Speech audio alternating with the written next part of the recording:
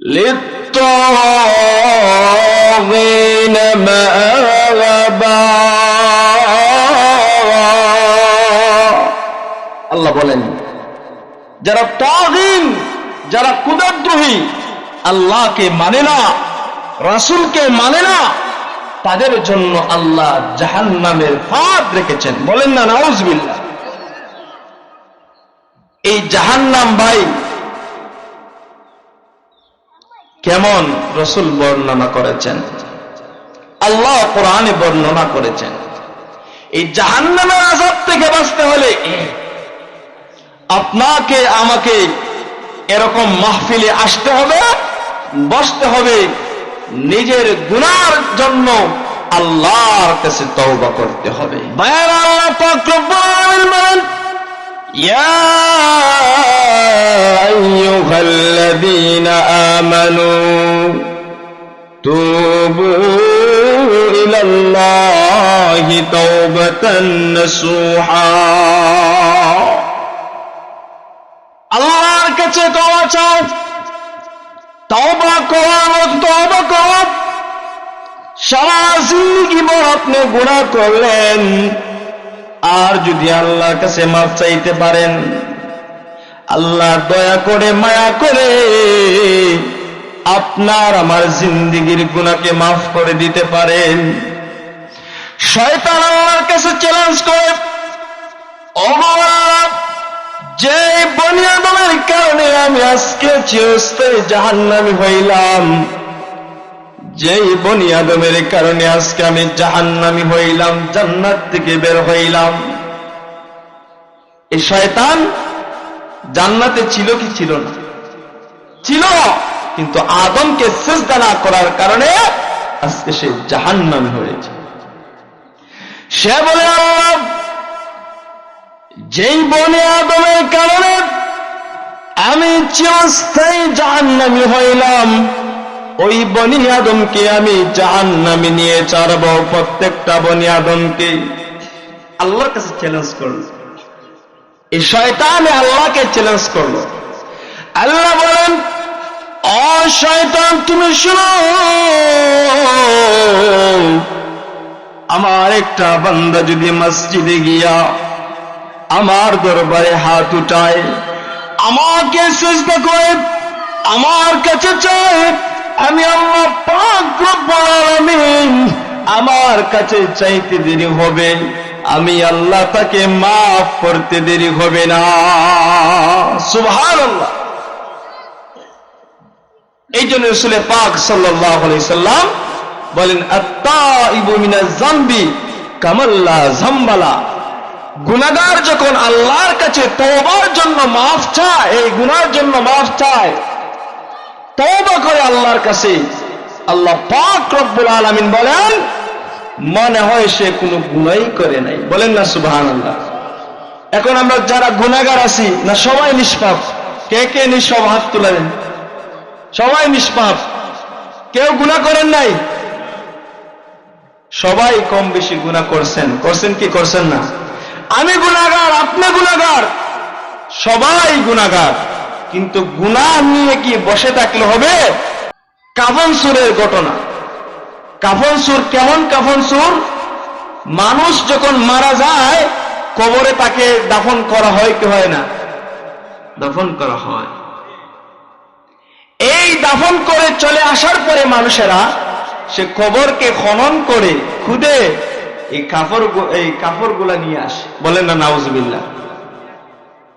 তার একটা ঘটনা তামবিহুল গাফিলিনের মধ্যে লেখেন, উমর রাদিয়াল্লাহু তাআলা রাস্তা দিয়ে হাইটা যাইতেছেন,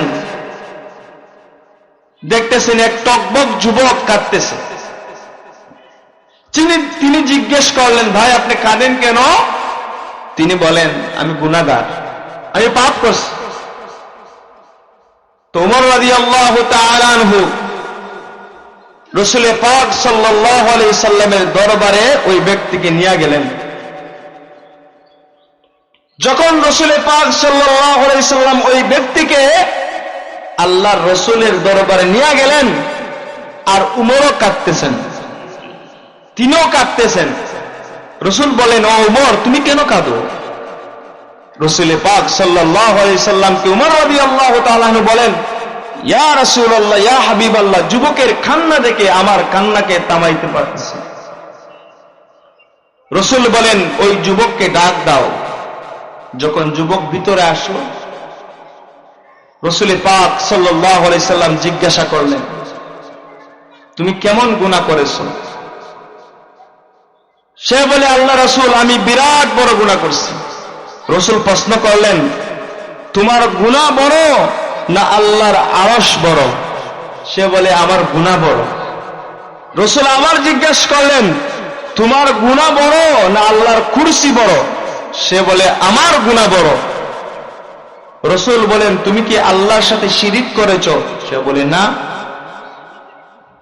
তাহলে কি গুনাহ করেছো? এমন কি গুনাহ করেছো যে গুনাহর কারণে তুমি কাঁদতেছো?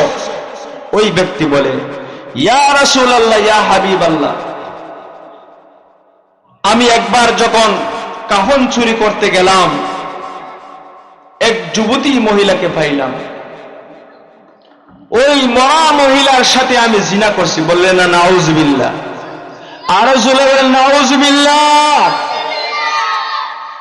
রাসূল বলেন, তুমি বিরাট পাপ করছো, এটা বিরাট গুনাহ করছো। রাসূল তাকে কোনো কিছু উত্তর দিলেন না। ওই ব্যক্তি চলে গেল। পাহাড়ে গিয়া 40 দিন বড় আল্লাহর কাছে কান্নাকাটি করতে লাগলো। আল্লাহ পাক রব্বুল আলামিন রহমান, রহিম, গফুর, গফফার, তিনি ক্ষমাশীল। আল্লাহ বলেন, লা তাকনাতু মির রাহমাতিল্লাহ, আমার রহমত থেকে তোমরা নৈরাশ হইও না।